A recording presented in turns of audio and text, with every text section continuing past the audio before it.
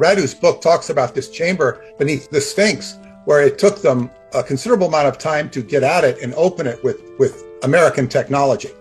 The Romanians had the territory, but the Americans had the technology.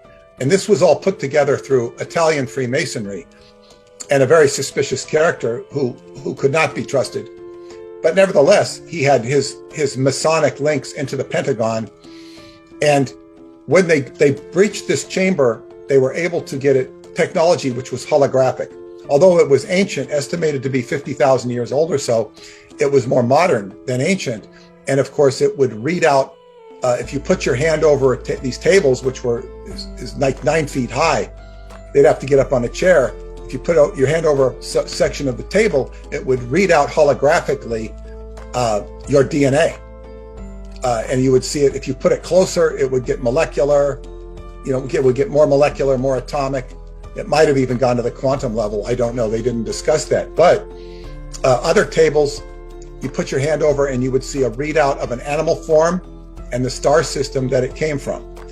And if you put your hand simultaneously over another section of the table, it would show you another animal with another star system, plus a hybridization of the two animals. So this was a virtual Noah's Ark, but it was much more modern. You're listening to Exopolitics Today with Dr. Michael Salla, your source for the uncensored truth regarding the human, extraterrestrial, global, and political agenda. Click the like button and subscribe to this channel. And now, here's Dr. Michael Salla. Well, it's my great pleasure to introduce Peter Moon to Exopolitics Today, who has a long history of working in the exopolitics field, UFOs, extraterrestrial life. And so I'm very happy to have him on the show to tell us about his latest research. So welcome to the show, Peter. Thank you. It's very nice to be here. Well, I first was introduced to your work when I began my initial research on exopolitics in 2003, and I came across this very mysterious project called Montauk, and I really couldn't make heads or tails of it because it was talking about things like time travel and people like Al Bielek, Stuart Swerdlow, Preston Nichols. I mean, these were all new to me. I was really just beginning my research into exopolitics, but you were already at that time was doing extensive research and eventually began writing, or had written some books by that time. So why don't you tell us about your involvement with the Montauk Project and your research? Well, of course, the Montauk Project is the story of Preston Nichols, who was deeply involved in it as a scientist. And I met him in 1990, and I wrote his work. Part of it, the challenge was getting him to explain all of his complex experiences and complex understandings of technology as it bridged from the exoteric, which is the outer world, into the esoteric, which is the inner world. And of course, with much embedded into his mindset were the concept of aliens or extraterrestrials. And the Montauk Project is about experiments with time. It's experiments with time and the psyche, the human consciousness, and aligning it or exploiting it with radio waves. And it's all about Preston's expertise as a radio expert in the field of electromagnetics. So that's the Montauk Project. It gets involved in time travel, and then we began an investigation of the journalistic objective aspects of it, in conjunction with, separate to that, I did of the hidden aspects, which are the occult aspects. So there are two different branches of the investigation. The occult, of course, is more interesting because it deals with synchronicity, coincidences, and odd phenomena, whereas the journalistic investigation proved that they were doing a secret experiments there, and that we changed the whole base. They had to open it up as a state park because it was state land and they were doing secret projects on it. I think they still do, but you can now go there. And there was a whole trial over it and everything that helped the New York State Parks Commission to clean it up to the extent that they could and make it a state park so everyone can go there now. This is at the eastern end of Long Island, Montauk, New York. It was an old Air Force base, I should mention, and they were operating clandestinely there. So that's the background of how I became involved in some of the more, I guess what you'd refer to as extraterrestrial aspects that you want to talk about today. And maybe I should just bridge into that for you. So basically, this book was published in 1992. By 1999, I was introduced to a man came to our meetings we used to have every month, Dr. David Anderson, and he was a time travel scientist who was at that time making time slow down or speed up in a small self-contained field about the size of a soccer ball. As time moved forward, he was doing work in Romania. He had scientists in Romania who were helping him with his project. So he invited me to Romania in 2008. And at that same time, I had just agreed to publish a Romanian book about the Romanian Sphinx and what was found beneath the Romanian Sphinx. There is a Sphinx in Romania that is in the Bucegi Mountains, and about the Pentagon had discovered through their ground penetrating radar satellite technology, they had found about 300 meters, a chamber that they could not penetrate. They could not figure out what was inside it. It was very mysterious. And the investigation of that chamber, how they discovered it, and all of this drama, high conspiratorial drama that ensued, is what this book that the first book that I published, it's a Romanian book called The Transylvanian Sunrise, is what this book is about. So that, and my adventure to that land, I've been to Romania about 11 or 12 times, but I was not able to access this chamber myself. I was able to learn about it from the book that you have read, Transylvanian Sunrise. And so this is how I ended up interested in Romania. And of course, they had published the Montauk Project book in Romanian. And the person who wrote the book, Radu Cinamar, had seen the book and told the story to my Romanian publisher. And this is how this came into the world, this incredible story that we're about to indulge in. So just to kind of like bridge the earlier work that you had done with the Montauk, with the Bucegi Mountain discovery, was this figure, David Anderson, who you've described as kind of a mysterious figure that heads up some kind of time travel research institute. So can you explain, why you believe he's the real deal, why he, the organization he has created, or several organizations he's involved with, and one of those involves time travel, why you believe that is credible, and why it was that you took his recommendation to treat this discovery in Transylvania very seriously? Well, David had actually appeared, he subscribed to my newsletter, the Montauk Pulse. He was at that time in about 1998, was on Long Island and was trying to create a time travel museum. He was collecting all this information on time travel. The only reason I met him, he just returned from Romania and he attended one of our meetings, and he seemed dead set on working with me and helping me. He set up my first website, and when he read the book, The Montauk Project, he said it woke him up as a spiritual being. In physics, we refer to the spiritual being as an observer. It's the same thing. They just give it a different context. So David was, he was helping me. He appeared as somebody who believed in what I was doing, but he was doing the real deal as far as what he said, as far as slowing time or speeding it up. When I first met him, I could tell by the way he talked, he knew exactly what he was talking about. And he told me that he wouldn't be able to meet with me. I mean, he would meet with me, but I couldn't always count on him being in touch because he's very busy. Well, there was a lot of drama that eventually was to come into his life which I won't go into today, but basically he was taken out of the time travel business, he said, because after 9/11, there was a lot of security issues at his time travel research center, and they were breaking into it. It was being broken into, and the government said, we will help you with your security issues if you make us your partner, which made me think that they were causing the security problems in the first place. Nevertheless, it was in 2003, I think it was 2003. Yes, he said he had given me all this stuff from his time travel research center, which was mostly books and art, some CDs or DVDs and whatnot. But he said that he couldn't work with me for another 5 years.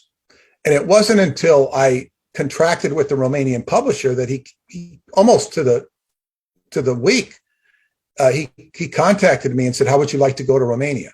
Now, I thought that there was going to be a big explanation of what his connection to this stuff with the Sphinx is. There is apparently no connection other than myself, apparently. But he, in 2009, I returned to Romania again, and he lectured extensively on time travel. In 2008, he said he was going back into the time travel business. And then he put up a website. In 2009, he lectured extensively in Romania, and I attended those lectures. I also lectured with him, giving a different perspective.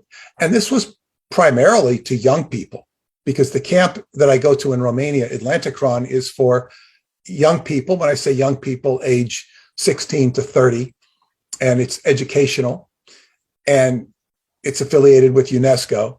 So he's giving these lectures, and he tutors me privately on one concept about, it's called the invariance of the space-time interval, and trying to teach me how simple it is. The problem was I understood it when he spent time with me, but then 2 days later, I forget it. And I had to really, when I got home, crack the books on it and really understand it. But it's a concept.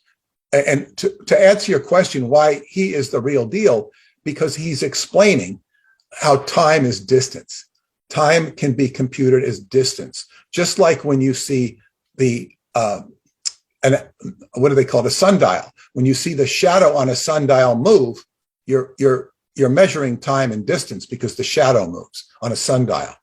So this can be put into very simple math. It's very simple math, but it's hard to grasp because of most of the way we think.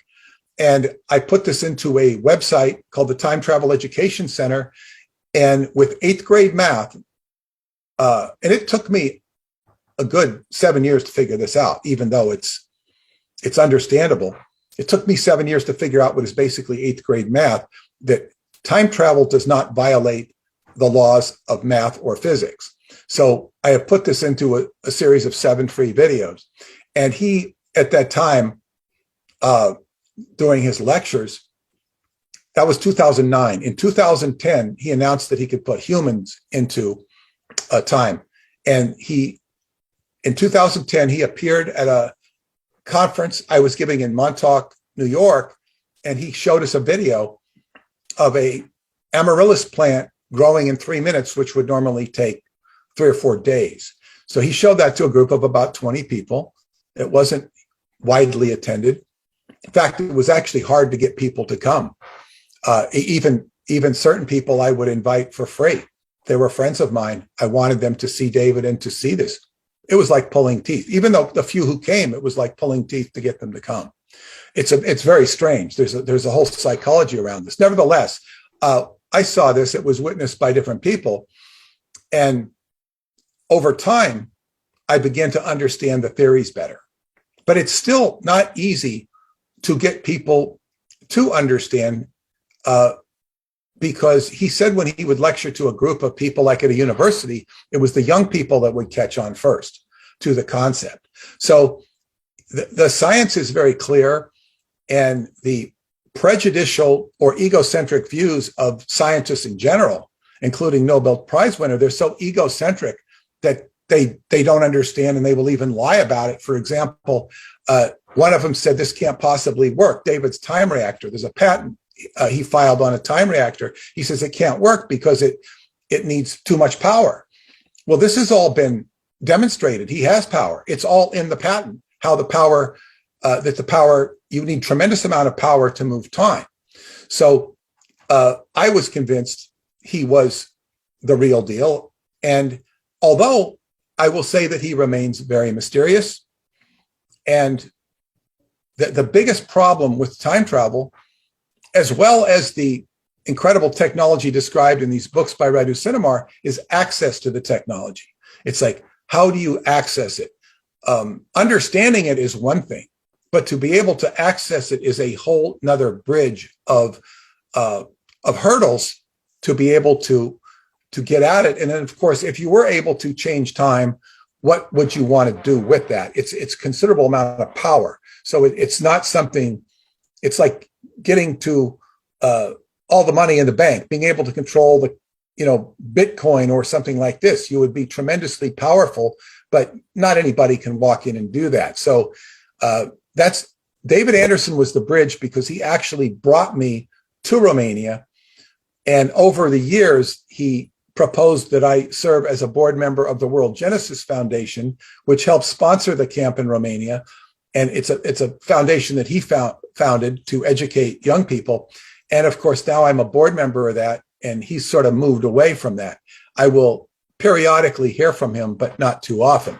There's further research of his that I've become involved in very deeply, this associated with time, but that's a bit of a bridge as to how I got to Romania. He brought me to Romania, and then I've been had the advantage to be able to explore there, including visiting the Sphinx and other areas of interest, as highlighted by the author Radu Cinamar. And of course, it's worth pointing out for my listeners that the Montauk project was very much involved with time travel as well, that there were these 20-year loops that was involved in that, and dating back to the Philadelphia experiment. And so it makes a lot of sense that this mysterious figure, David Anderson, was very interested in your early books on Montauk and the time travel component in there for his own research into time travel. And of course, you were able to confirm that the Montauk material, as presented by people like Preston Nichols, was this electrical engineer who had a lot to say on the way in which time travel occurred in the Montauk project. And so David Anderson was that bridge to this work now that you're doing with Radu Cinamar and publishing his books. So in the Transylvanian Sunrise, you published that book, I think, what was it, around 2009, 2010, and it's in English translation. So what is it about Radu that convinces you that this is real, this material is based on factual events rather than fiction? Well, before I answer that question, I should first comment that Radu's book talks about this chamber beneath the Sphinx, where it took them a considerable amount of time to get at it and open it with American technology. The Romanians had the territory, but the Americans had the technology. And this was all put together through Italian Freemasonry and a very suspicious character who could not be trusted. But nevertheless, he had his Masonic links into the Pentagon. And when they breached this chamber, they were able to get it technology which was holographic. Although it was ancient, estimated to be 50,000 years old or so, it was more modern than ancient.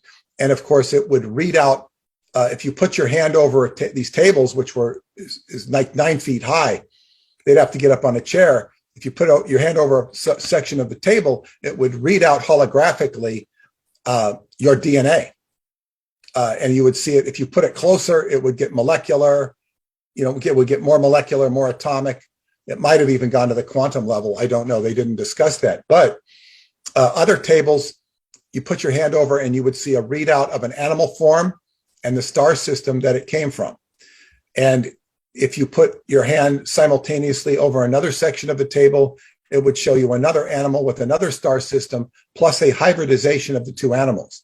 So this was a virtual Noah's Ark, but it was much more modern. Another part, which they call the projection hall, you could go in and you could see a 3D representation of the history of time, but it would be tailored to your own biology. So in other words, you might see a different history that might have to do with your genetics and your own personal interests versus what I might see. There might be some similar events, but and he saw basically, the author was allowed to go in there for 45 minutes or so and look at this history, and he relays what he saw in his history, or according to his, tailored to his biological mindset. So this is what they found. And of course, in that projection hall, there were 3 tunnels that led into the inner earth, and 2 led to similar locations, one in Egypt, another one led to one in Tibet via a similar one in Baghdad or beneath Baghdad. There was also one that went to Mongolia, according to the books. Another tunnel went straight into what they called the inner earth. But to get back to your question, why was there credibility in Radu's statement? Well, first, it was an interesting story.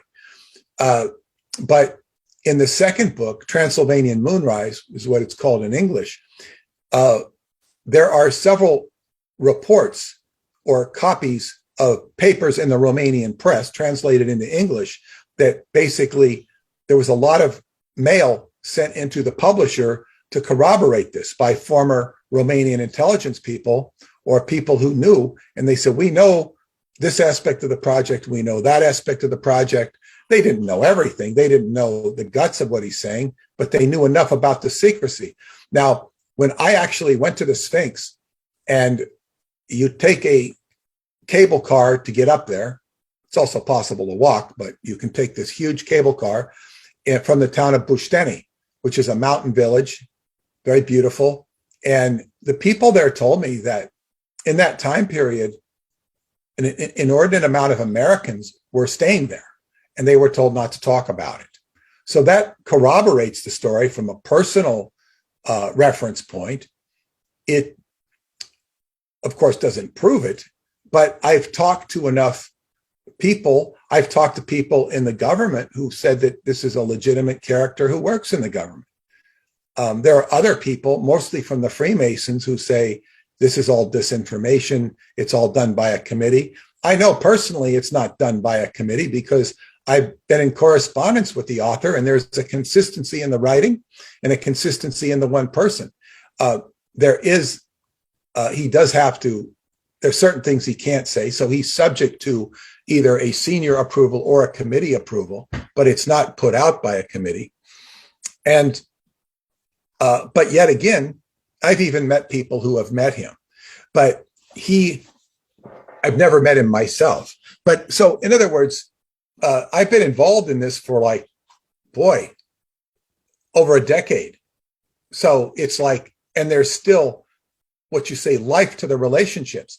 The David Anderson has been in my life like just over 20 years now, about 23 years.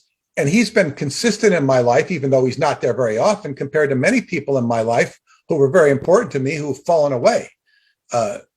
People don't last in your life. So he's lasted, and he's had more staying power in my life than most people during my entire life. So that's of course David Anderson. Radu, I've been working with since 2009. The book was published, so that's about 13 years now. So this all began because in 2003. The US had some planes overfly Romania, or maybe it was satellites, did this ground penetration, and they found some anomaly in the Bucegi mountains. Correct. And when they went in to investigate it, they found this very large hemisphere area that contained this, I guess it's it's not an ark, but a hall of record, if you like. So, this area was described as a frequency shield. So can you describe that? I mean, when they were able to eventually get into the Bucegi Mountains, that the Romanians and the US were able to arrive at a deal and were able to penetrate the mountain and go in, and they found this hemisphere shield. Oh, actually, that you described in the book, or in the book describes two frequency shields.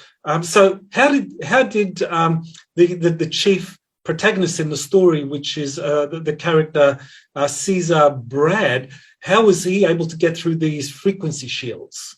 Well, so much of the story centers around Caesar Brad, who was born during communist times in Romania in the 1970s with this huge umbilical cord. It was so strong that they could not cut the umbilical cord. The doctors couldn't cut it by normal means. They had to use a saw. And whenever they had a birth that was an anomaly, they were reported to the Securitate, or the security force. And the Securitate came in and they brought the head of the paranormal department.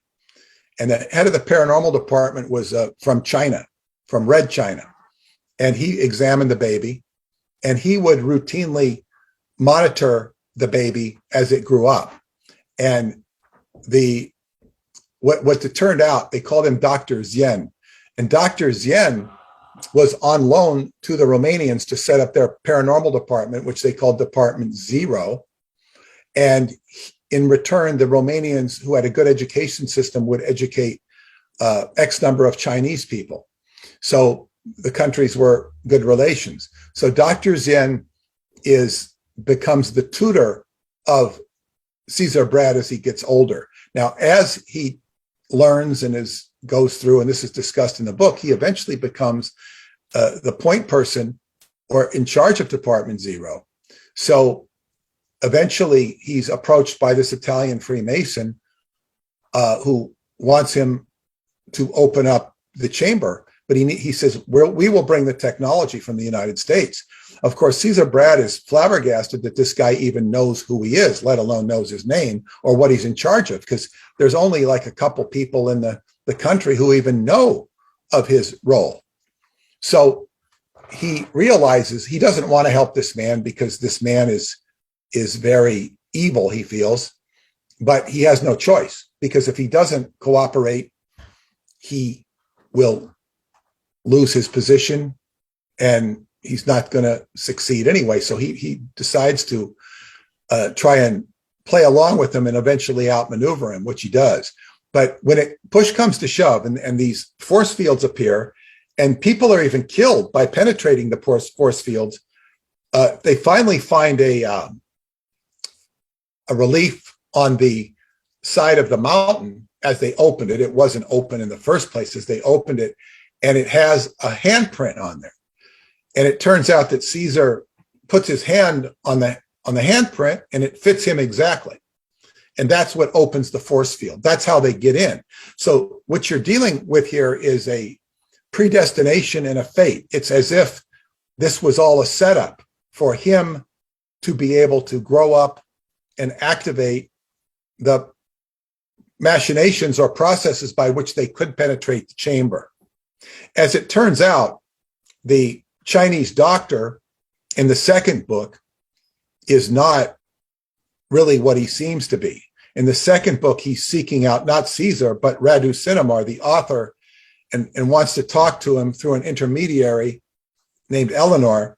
And Eleanor gets a hold of the publisher, gets a hold of Radu, and they put him in touch with this Dr. Zen, but it turns out he's a Tibetan Lama. He's really from Tibet, and he escaped Tibet when the Dalai Lama was escorted out of there, and he went to China, where he ingratiated himself with the Chinese, and he became head of their paranormal department.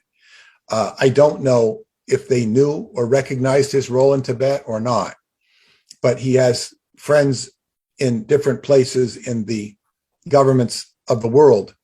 And so he was able to manipulate or orchestrate circumstances into Romania where this would lead to a series of events that are covered in the other books that are designed to waken up mankind and are in alignment with ancient Tibetan texts and doctrines.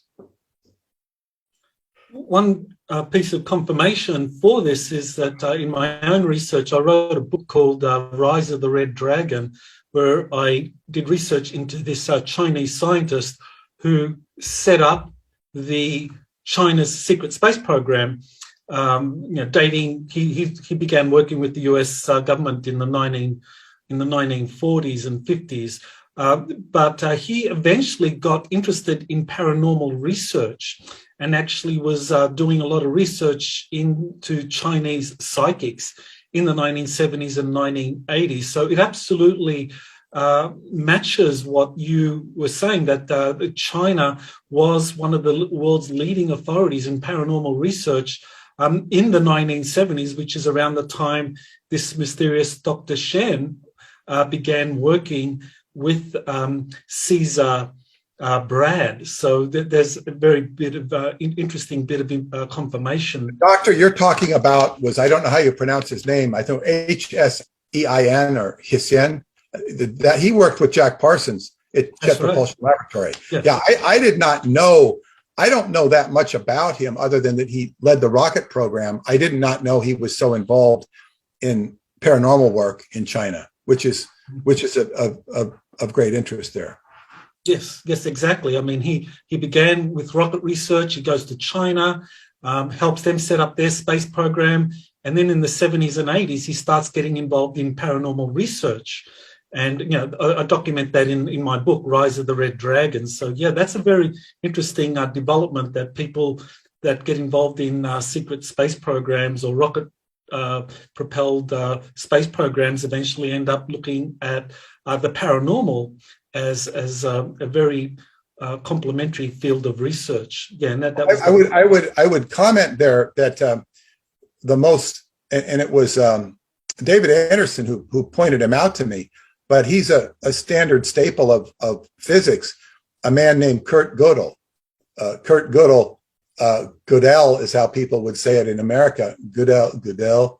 But he was the one who understood time the best. He understood what is called a closed time-like curve. And that is something scientists have wrestled with. Einstein said that he didn't retire because he liked walking home with Kurt Gödel. The man was so brilliant.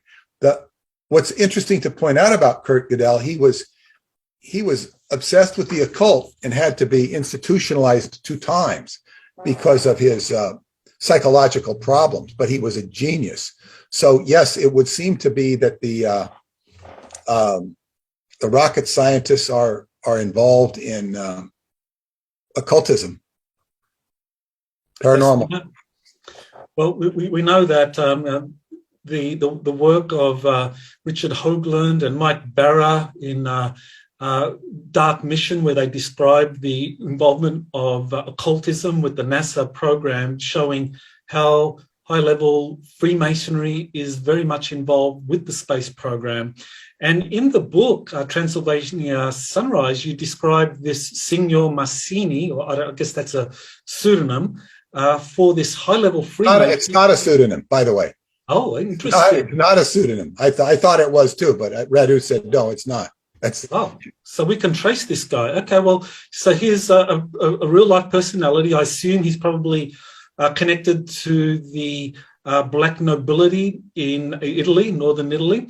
And so he's supposed to be this very senior Freemason who approaches Caesar Brad and gives him the ultimatum, as you described. So, and in the book, I mean, there's this kind of chilling analysis or overview of how Masons have implemented a kind of global control system. So I don't know if you want to summarize that for my audience. Well, he brags that he's a member of the Bilderberger group, and he's obviously very highly connected.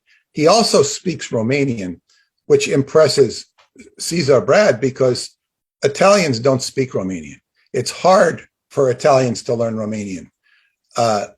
It's not hard for Romanians to learn Italian. Romania is the mother tongue of all the Latin languages, and pretty much all the languages. There's been a lot of efforts to obfuscate Romania's or true history of how people came out of the Transylvanian basin as the ancestors of virtually all of Europe, because people had to retreat there during the Ice Age because it was protected. But that's another story. But in any case, he speaks Romanian fluently, and he knows more than he should. And what fascinated me when I read the story was that David Anderson learned his technology when he was in the Air Force, creating space-time models for satellites. And he was helping them stabilize their position in space. When he left the Air Force, because they weren't interested in his technology, he went out independently.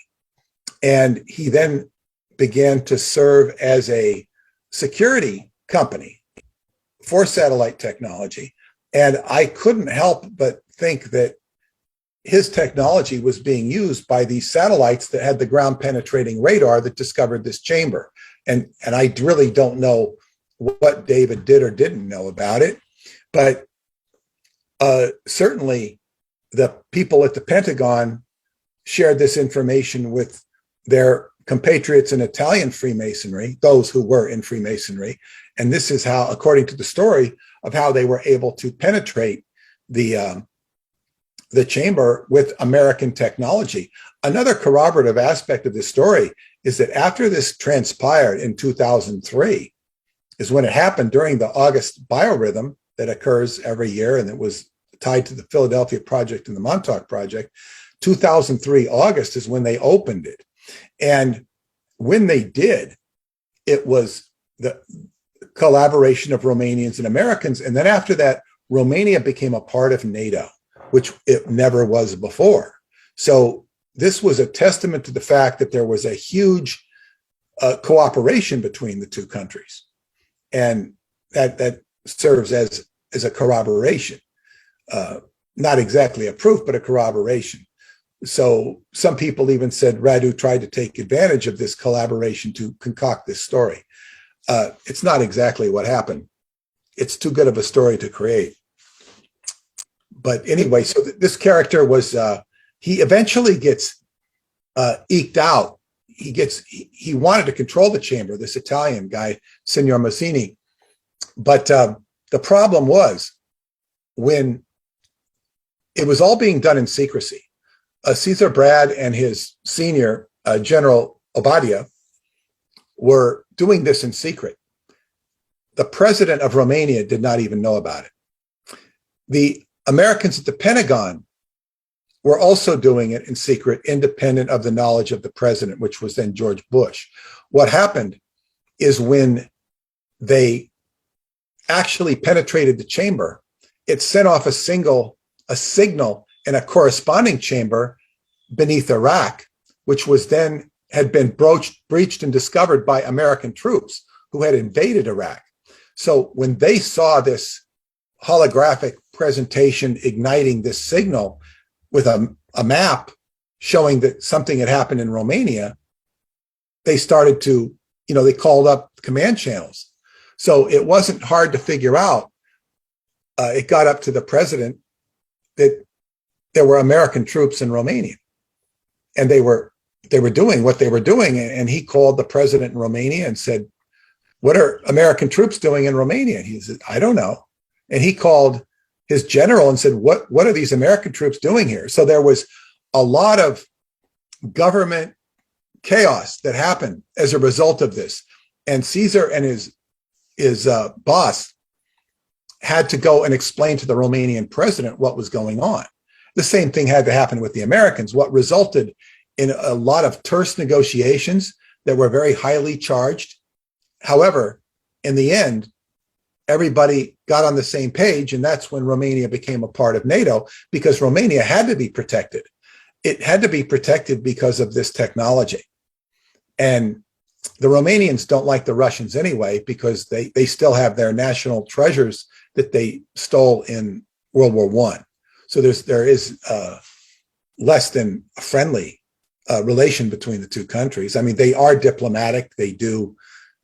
It's not like there's ultimate hatred, but there is personal resentment with the Romanians. So the Americans are now the protectors, and they're all the stuff going on right now in the Ukraine, which is right north of Romania, is not going to impinge on Romania because they will have the full force of the United States military to back them up. And there are bases over there in Bulgaria and in Romania to protect those countries. You said something quite interesting and something worth maybe fleshing out a little bit is you talked about this connection with the Montauk, like the 20 years earlier in 1983 when the Montauk project came to an end. And I know in the Montauk project books, there's this 20-year cycle starting from the Philadelphia experiment in 1943, then 1963, 20 years later you have 1983. Now 20 years later after that, you have 2003, which is when the Bucegi discovery happened. So, what is this 20-year loop? Why does it figure so prominently in the Montauk project? And, is there a connection with this Bucegi discovery? Or you actually said yes, there is. And it's called a biorhythm. And Preston Nichols was the one who taught me about it. It coincided with, the biorhythms of the Earth, which are studied by what do they call these people? Dowsers and whatnot. And it also goes back to ancient Egypt, where this is known as the period of the Lion's Gate. It appears every August approximately from 10 August to 14 August. And it's very interesting that all these dates have been very significant there when I've gone to Romania. And I don't go to Romania to be there during that time period. It happens to be by my travel dates are set by reason of when the camp is.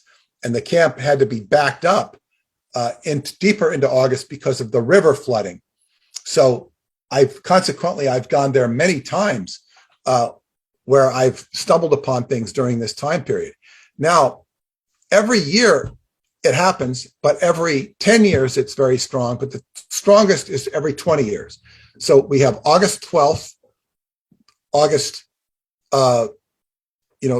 1943 is the Philadelphia experiment. 1963 was called the ITT Brentwood Project. This was the beginning of the HARP project. It was at an antenna farm in Brentwood, New York, which is on Long Island, a couple hours from Montauk or so to the west. And then in 83, there was the Montauk project itself. Now, August 12th is declared to be the birthday of Isis in Egyptian mythology or Egyptian religion because it is the time when the star Sirius is most direct to the earth. And this is why they call it the Lion's Gate. It's a time of fertility. The lion symbolizes lust or fertility in that respect. And the flood would come into the Nile and the crops would be fertilized. It's a time of high heat, we know from the summer. Now, what's most interesting about all of this to me in my current work is that in 2014, I visited Romania, and during this time period, I was taken to a cave by an archaeologist who wanted to show me the cave. He took me and my friends. I had at least two Americans with me and about 3 Romanian friends. And we went to this cave and, okay, it's cave. Thank you for showing us the cave. Choclavina Cave is the name of it.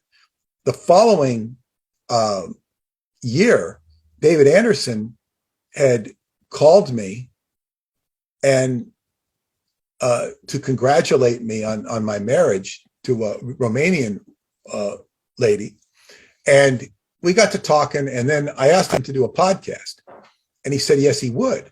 And then when we did the podcast, actually, we had to do a pre-talk before the podcast because his earphones or his microphone, I don't know what it was, his audio equipment had broken.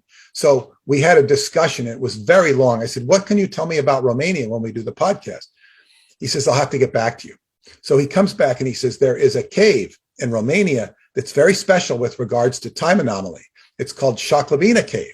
He says, there has been this huge discharge of space-time motive force there, which can only occur in the presence of a time reactor. It's such high heat. So in other words, for it to have manifested, because when he does charge the time reactor, it results in this high heat and this element appears. It's hard to pronounce, and I'm probably going to butcher the pronunciation, but it's hydroxystalactite. And it's, so anyway, well, I said, David, it's very interesting. I was at that cave last summer. Oh, you were? Wow, that's interesting. What are the odds of me going to that cave? This is a cave, and that he has since said the most exciting information has not yet been published. So I've made it my business to go back to that cave. I went back to that cave 3 times, 3 more times. And on the 3rd time, I was actually allowed to enter the cave. I was given, I didn't even ask. I was given equipment and accompanied by people who knew what they were doing. And we went a mile deep into that cave because there's such high water. You have to have boots and a wetsuit and a light with a helmet. And you need that helmet. And it was the adventure of a lifetime. Now, in 2023, which is a year from now, I'm going to be returning to that cave. I intend to return to that cave this summer because I've raised funds to put up a ham radio station nearby the antenna. I've made friends in the community up there. And this cave, I think I got very close to where this time reactor did happen. What I do know is he says by reason of the sediment, they know that this reaction occurred 200 or 2,000 years ago. 2,000 years ago is the 1st century. And this is the time when an inordinate amount of people disappeared from that area in Romania. They don't know how to explain it. A large amount of people disappeared. It's also the time of the invasion of the Romans. Emperor Trajan, who invaded Dacia, as it is known or was known, which is the heart of Transylvania, and he invaded that. But a lot of the Dacians didn't die, they just disappeared. And an ostensible explanation is that something happened in time and they escaped by going into this cave. They were known to hide in the caves anyway, because there's extensive caves in Transylvania. So this is what my current research, and of course, David knows what I'm doing. He doesn't say much about it other than that he's enthusiastic about what I'm doing as far as putting up the ham radio station, which I will have. I will not do it myself, but I have friends in Romania who will do it. I just need to give them the money, which has already been raised. So this is very interesting. I mean, you mentioned the 20-year biorhythm of the Earth. 2003, Bucegi is discovered, an incredible discovery. And we'll talk more about what was discovered in the Hall of Records. But then, I mean, 2023 that you just mentioned, and you're going back, setting to this cave. But does 2023 here? Does that, in terms of these biorhythms, is that going to be a really major year in terms of these discoveries, these time anomalies? I think so. I think so. And let me put it this way: it's like I'm quote unquote, I'm saying this metaphorically, betting all of my assets on this. Now, I'm not really betting anything, because if I come up with a dud, it doesn't mean anything other than it came up as a dud. But I'm not losing any money. But all of my work has indicated that this is a very special time, because in 2003, all of those of us who paid attention to this phenomena were awaiting what's going to happen in 2003. Well, something did happen in 2003 during that time period. It occurred on August 14th. Al Bielek had predicted a major blackout. He predicted this on Coast to Coast radio show. So he predicted that on between August 10th and 14th, there would be a major blackout. Well, there was a major blackout. I remember it. I was in Home Depot at the time, and the saw stopped working. It was cutting this big piece of wood. And I said, wow, did we cause that? No, we didn't cause it, but we thought we did. And then the blackout, as it turned out, was the center point of the back of the blackout was Preston Nichols' property in Cairo, New York. It extended all the way into Ohio, up into Canada, all the way to Montauk. And it was, and of course, it was prevalent in New York City and in Long Island where I lived. So it was this huge radial center that was the center of Preston's property. So we thought we had the blackout figured out in August of 2023. It wasn't until 4 years later that I actually read the book. It was sent to me much earlier, but I didn't read it until 2007 or 8. And I read the book and I said, wow, this occurred during that same time period. That was a surprise to me. What happened was much bigger. So if I go to Transylvania next year and nothing happens, or I don't see anything happen, I might find out something big did happen. I just wasn't aware of it. I didn't know. I will not find out until later. However, by reason of some of the phenomena around this cave, I find out that on holy days, there will be this emanation that will appear from the cave, in front of the cave, like a bolt of light or golden light that goes into the sky. The holy days are Christmas, New Year's, or Easter. And it's possible I might see something in August, but I don't know. But also because I'm getting more in communication with the people. I've talked to the people who've seen this sort of thing. And as they get closer to the light, it disappears. But even before I met them or knew about it, the night before I had a similar dream about me orchestrating a bolt of light. So it was like, this stuff works through my dreams as well. Dreams are the connectivity between the conscious world and the unconscious world. So what I find is I engage myself with Choklavina Cave, I'm talking to nature itself. I'm talking to nature. I'm communing with nature in my own particular way. So this is very interesting because it's getting into communication with the earth. And on the first day I met Preston Nichols, he was giving a lecture. He says, you can talk to me, but I'm giving a lecture. You have to talk to me at the break. It's a lecture on earth changes. And there was a panel of people who were talking about the upcoming earth changes. Of course, we've had some experience with that since 1990, about 30 years worth of experience. So I want to just go back to the discovery inside Bucegi mountain, this hall of record or projection room that is described in Transylvania Sunrise. And there's a diagram in there. And I just wanted to kind of like go into more detail into what is inside this hall of record, which, you know, truly is fascinating, especially if this is something that is eventually going to be revealed to the world. And I know there's a lot of struggle, apparently, as part of the rationale for the book series, that this was kind of like a compromise between the American and Romanian governments in terms of disclosing this, that there's a kind of official, wink that the books by Radu Cinamar are kind of a way to get this information out. So you have this diagram and it describes this projection room, and on the periphery around the side of the room, you have these holographic tables that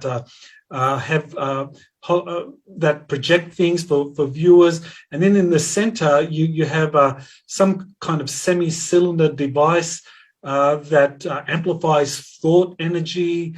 And then there's some kind of amphora that's describing, you describe an amphora that contains monatomic gold. So can you kind of like give us a little more information about what's in this hall of records and the different elements in it? Well, it's hard for me to remember. You gave a very good description there. I don't know that I could improve much on it because it's been so long since I've first read and edited the book. I've read it several times. But what you have is it's like, if I could equate it to a Disneyland of consciousness in there, whereas Disneyland gives all this sort of attractive stuff to lighten up your mind in terms of entertainment. This is not only entertaining, it's all about raising the vibration of your consciousness. And it does include a vessel or a vase with monatomic white gold that is like no other. It's a special isotope of white gold. So it accelerates the consciousness. This becomes a theme later on in one of the books, but it's all about changing your vibrational frequency. And even when we get into the final book, Radu has now taken a crystal from a similar installation in Baghdad, and he's trying to build his own device, his own chair, with the help of Caesar, and it's costing a tremendous amount of money. In other words, this is after he's had visitations through other tunnels, through other technology, visited people from the inner earth, which is all very spectacular.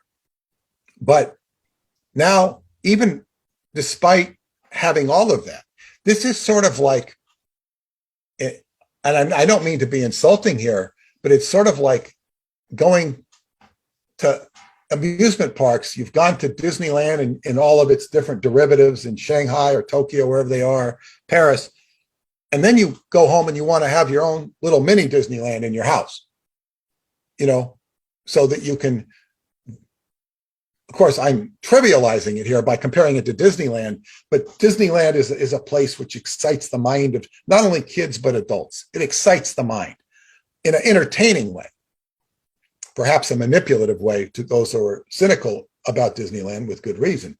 But anyway, so you want to have your own little private Disneyland in your basement so you can put on goggles and go on all the rides. Well, he's not going on rides.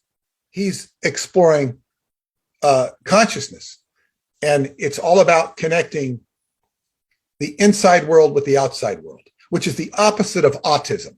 Autism is when you became completely self-absorbed and you can't communicate with the outside world.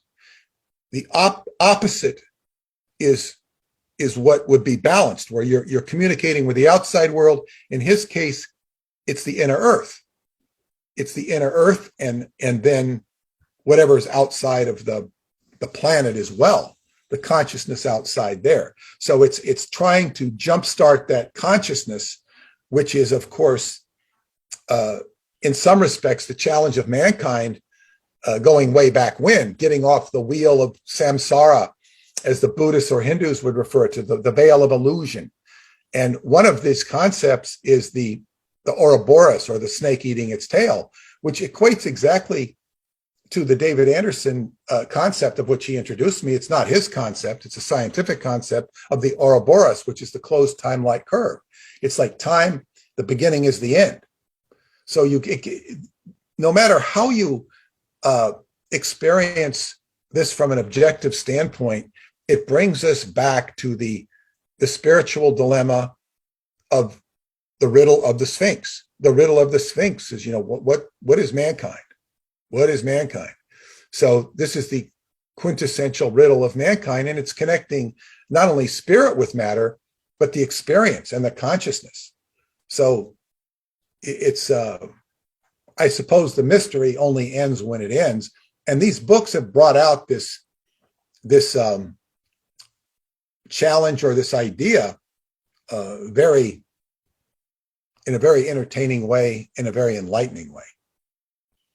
So yeah, the books are, that book I've read is truly is fascinating with its description of what happens in the Hall of Record. I was very impressed with the way in which Radu Cinamar and Cesar Brad described how the past history of humanity just becomes crystal clear with these holographic projections that appear in the Hall of Records. And now, as a researcher, and I know you're the same, I mean, that's a dream to be able to kind of like get in front of one of these holographic projections and look at these historical events going back thousands of years, and to kind of like really get a clear depiction in what happened. And I know kind of like book 5, I just got book 5 in the series. I'm just beginning to read it, but it talks about the genesis of humanity. And I guess a lot of that genesis and the history of how the different DNAs. That's book 6. Excuse me, Michael. That's book 6. I say book 6. Forgotten Genesis. Book 5 is Inside the Earth. I see. That's about the adventures into civilizations beneath the earth, which is told very coherently. The Forgotten Genesis book is all about the formation of DNA orchestrated by extraterrestrial energies or forces or beings, and it goes deeply into that. And it's kind of complicated. The book is complicated, simple and complicated at the same time. Well, that's one of the things that I did want to kind of like ask you a little bit about. I mean, the creators of the Hall of Records. I mean, you described the platforms as being very high, and that these were very tall extraterrestrials or beings that created this Hall of Records. So, exactly what is known about the creators of this Hall of Record in the Bucegi Mountains? Oh, it's very interesting that you asked that, because in the third book, Mystery of Egypt, they go to recover. They're actually recovering what amount to CDs, and they're not CDs, but they're stones, and it's like a CD concept because they store all this information, and there's a light will read out and holographically tell you the history, and they're all stored in these, I don't know what to call them, like steles or pieces of stone that are like stone, but it's just a modern version of a CD that has a holographic printout. That's what they're going there for. Now, on that adventure, they find another chair. It's different than the Hall of Records, but they can actually travel in time. But when they travel in time, they're not traveling, only their mind is traveling. So if they're going back to the time of Napoleon, they will see Napoleon, but they can't go up and shake his hand or flick his ear or do anything. They just watching. Now, what happens is that Radu gets to experience it to some degree himself, but Caesar is experienced in it. He's been there before.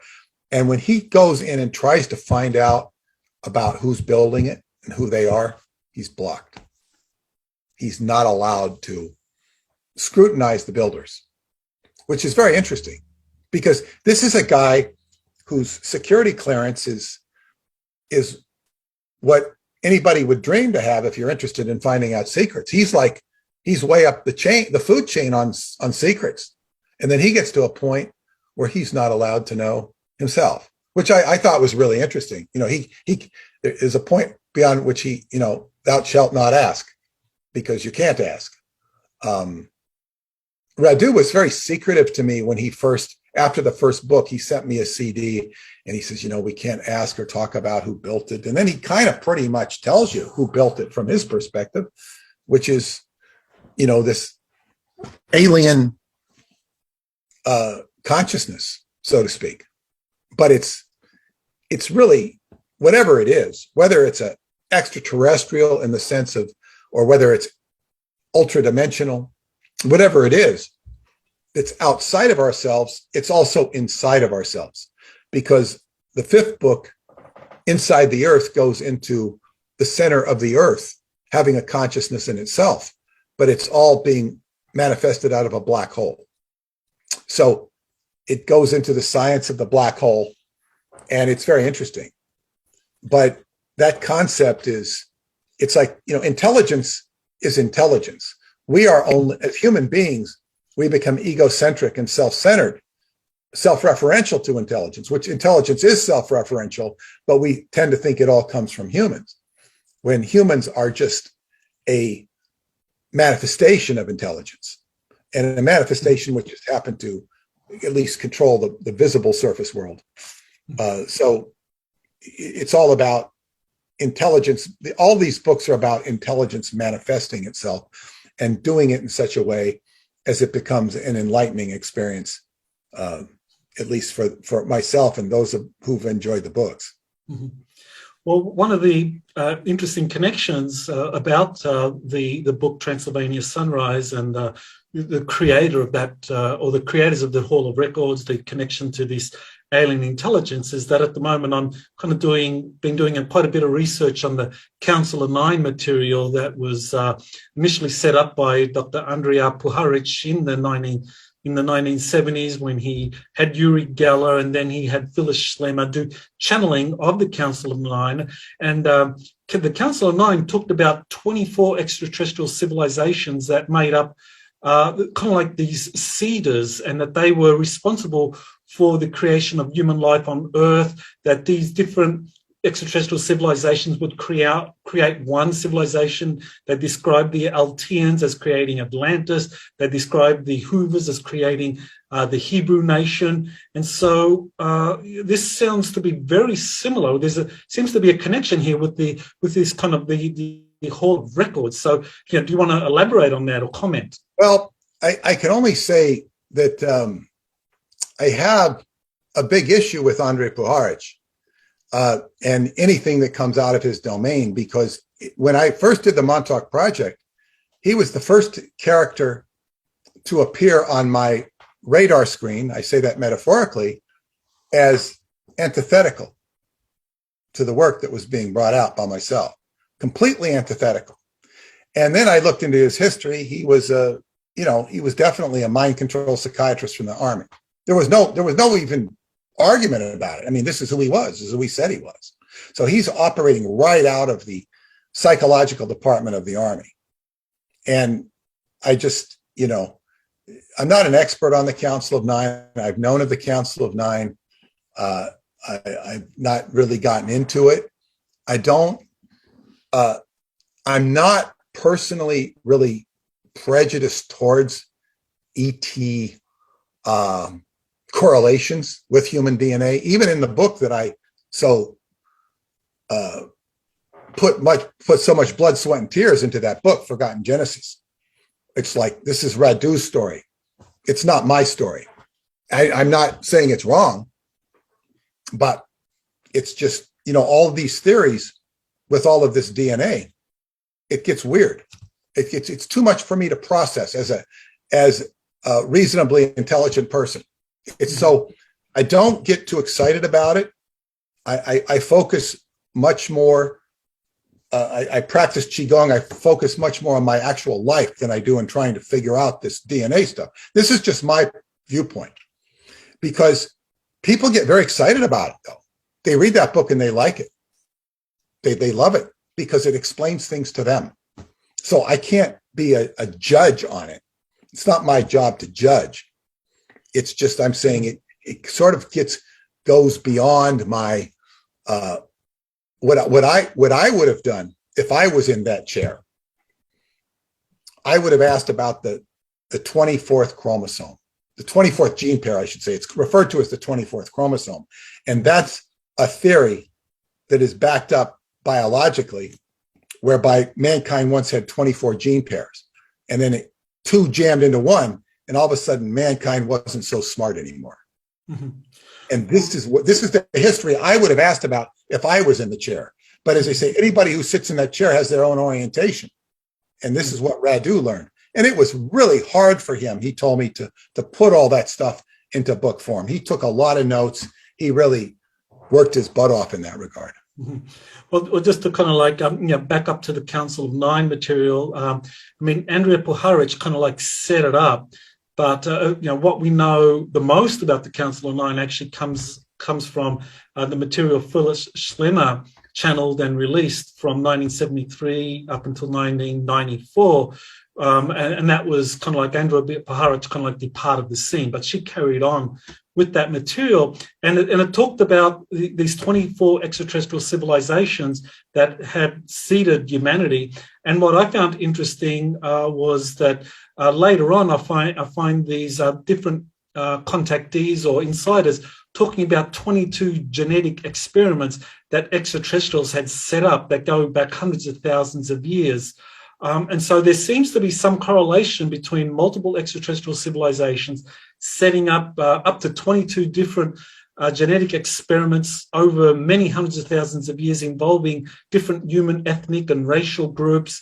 And, this is somehow connected to these 24 extraterrestrial seeders or civilizations. So, there's a very interesting connection there. And of course, this is tied in with the Hall of Records. But what I would say, what is more, more influential perhaps per what Radu is saying, is he talks a lot about how much the stars, the subtle energies of the stars and the positioning of the stars influence the development of DNA. He definitely talks about beings steering, the DNA. but so much of it's developing on its own, but under the influence of the magnetism of stars, the gravity of the moon. He says the gravity of the moon has a whole pull on the DNA that creates energy that would not be there if there was no moon. He says the moon was put there, more or less put there. So all of the subtle energies of the stars, and he says you may think there's no influence from a star. Well, over tens of thousands or hundreds of thousands of years, there is an influence of a star. He's not necessarily saying gravitational. He's probably talking more in terms of subtle energy. So in terms of what he's saying, yes, there is influence by ETs, for lack of a better word, but there's also the generational, like the experience. Okay, so you have a life. You were put in a body, and then you grow up and you go to school, you meet people, you work, you do all these activities. This is your own growth process. And the growth process is very important. It's sort of set up, but you've been given an environment to live in. You've been given parents or a food source of some sort and educational sources. So it's all about the development. And of course, I'm talking about on an individual basis, but also on a collective basis. So what's the whole tribe going to grow into? Are they going to grow into, good guys, bad guys, or inventors or whatever? And this is it's sort of like evolution jump-started or taken to a critical point is what he does talk about. But there is definitely an influence. It's just sort of like, what steers the primordial masses or blobs to form into life forms, sort of thing. There is some steering, but there's also it goes on its own. That was my only comment. Mm-hmm. Well, one of the things that I found fascinating about Transylvanian Sunrise is how the discovery at the Bucegi Mountains were tied into geopolitical events. I mean, 2003, you have Romania basically joining NATO because of the discovery, because the US fast-tracked the US fast-tracked Romania's entry into NATO, to give it protection, to kind of get a stranglehold on what was discovered there. You have the events in Iraq where you have the invasion of Iraq. So, this kind of like says that, well, underneath these kind of major geopolitical events that people get absorbed about, there are often these kind of like, whether you call it esoteric, whether you call it exopolitical factors that are driving all of that. So, maybe this is speculation, but for you, but do you think at this point in time, with this Russian intervention in Ukraine, do you think it might be tied in to these esoteric or exopolitical events? People have liked to say that there are pyramids in the Ukraine, which I believe there are. It's just not something I've gotten deeply into. There's always an esoteric war going on, and the esoteric war is always a hidden hand. It doesn't mean that the world leaders are as much privy to it as historians might later claim they were. But yes, there's always an esoteric war going on, and it goes down into the core of good and evil as well. It gets very complicated. So, but the problem is with the current situation with Russia and the Ukraine, you have too many armchair quarterbacks where, and it seems there is the apparency that the military decisions are being played out in the press, and that would seem absurd. Should we send MiGs? Should we not send MiGs? This is ridiculous. This is not how you fight a war. This is like you're announcing to your opponent what you're going to do or what you might going to do. But it seems that to a great deal of the war is being fought in the press instead of, you just don't shout out your window that you're coming after these people in the neighborhood. It's ridiculous. So, there's always an esoteric war, but I don't necessarily know that it's what we're in a position to think it is. Mm-hmm. I did do an astrological chart on Putin and he said that he comes from a very dark place. This is his planetary natal horoscope. He comes from a very dark place, and he does have a shelf life on him which I think will be in a few months. A Vedic astrologer using a different system said it would be November 22. I think it'll be around the solstice that he will have some big problems. That's just my hip shoot astrology interpretation. Well, some of the sources that I've been working with have identified these ancient arcs that are being discovered around the world, and they identified one of these arcs in southern Ukraine near the city of Kherson. That this in fact is what is really driving the conflict there. So I don't know if that's anything you want to speculate about, if you know anything about it, but it does seem that there's a kind of connection between this ancient art that has been allegedly found in southern Ukraine with these halls of records that are being that you found, or through the Radu Cinamar series of books, are being found around the world. Well, this is the thing. When you find a piece of arc, or a piece, even a pyramid, or it could have great value to archaeologists and even great monetary value, but it's sort of like, what is somebody going to do with it? It's kind of like the spear of destiny. It's more symbolic than the places that this is talking about is accessing a vibrational frequency, which is, as you deeper into it, you're getting outside of this reference frame of this earth. So it's like, this is not an area you can penetrate. This goes back to the Christian paradigm of 2,000 years ago, when people would write the Vesica Pisces, the two interlocking spheres. The fish was a symbol of another world. They're escaping to the other world. It's not about this world. It's like, this world, at least from a biblical reference point, is the devil's world. What do you want this world? So if the Russians or whoever are going after some ark where they expect they're going to find some secret, it's more like they're going through a portal. They're looking for the portal, but they're not going to be able to do anything with the portal because they're all stuck in materiality.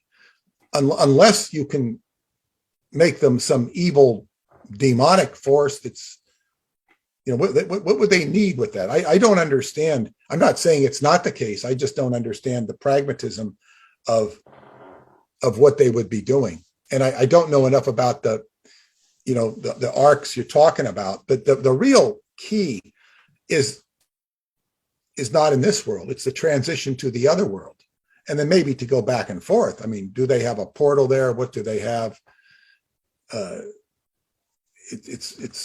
I guess it makes for good mystery, but I think, it's just my personal opinion that Putin is quite crazy as well. Mm-hmm. That's just my personal opinion. So I don't know all of the motivations, but I'm just too uninformed about the esoteric Ukrainia, or Ukraine's esoterica to make a cogent comment on it other than what I've said. Well, I've only read the first book of this of the 6 books that have been translated into English of the Transylvanian book series. Seven. Wow. So I do plan to read more, and I would love to have you back so we can discuss more books in the series. So where can listeners go to find out more? Where they can purchase the Transylvanian book series, and any information about your earlier Montauk books? Well, yes, they can find all of my books on skybooks.com. They can go to Kindle or Amazon. Most of the books are on iTunes. And I will say one thing is, Inside the Earth, which is the 5th book, which is all, and to me, that's probably the most interesting one, because he's visiting, it's the most coherent book ever written on the inner Earth that I've ever read. And of course, I've read it several times, and I helped translate it.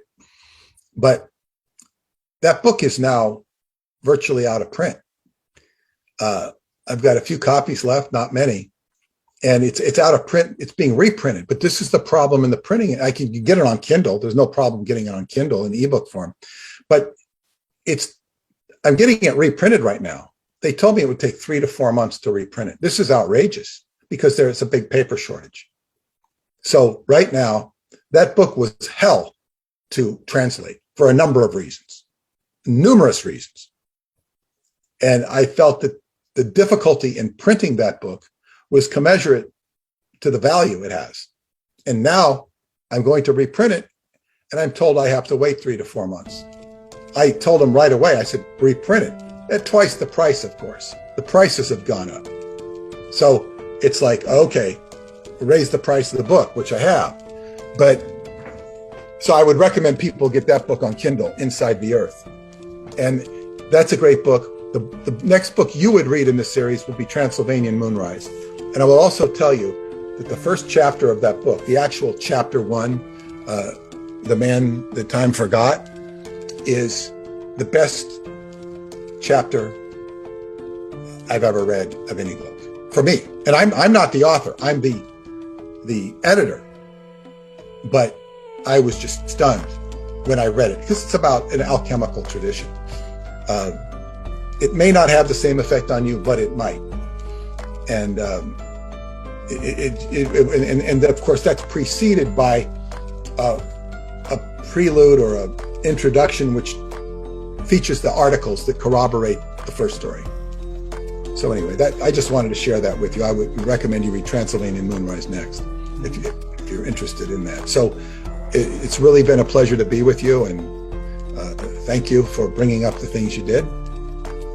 Well, thank you, Peter. It's been great to talk to you. I'm certainly a fan of this book series, and I look forward to doing more interviews with you in the future if you're available. Oh, certainly. I'll make myself available. Great. Well, wonderful. Well, thank you. That was Peter Moon, editor of the Transylvanian book series. Thank you so much. You have been listening to Exopolitics Today with Dr. Michael Salla.